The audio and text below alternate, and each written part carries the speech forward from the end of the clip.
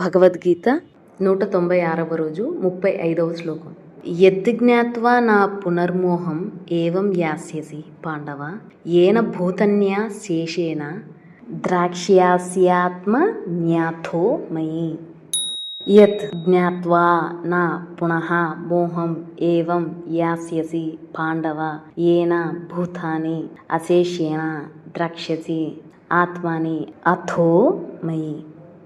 పాండవ అర్జున, యత్ జ్ఞాత్వా ఏది తెలుసుకుని, పునః తిరిగి ఏవం ఇట్లు మోహమును నా యాస్యసి పొందవో, ఏన దేనిచేత భూతాని భూతములను అశేషేణ సాకల్యముగా ఆత్మని నీయందు అథో పిమ్మటను మయి నాయందును దక్ష్యసి చూడగలవు. ఓ అర్జున, నా తత్వజ్ఞానమును నెరింగినచో మరలా ఇట్టి వ్యామోహంలో చిక్కుకొను. ఈ జ్ఞాన ప్రభావంతో సమస్త ప్రాణులను నీలో సంపూర్ణంగా చూడగలవు. ఓ Arjuna, if you truly comprehend my essence, you will never again become entangled in such delusion. Through the power of this knowledge, you will be able to perceive all living beings completely within yourself.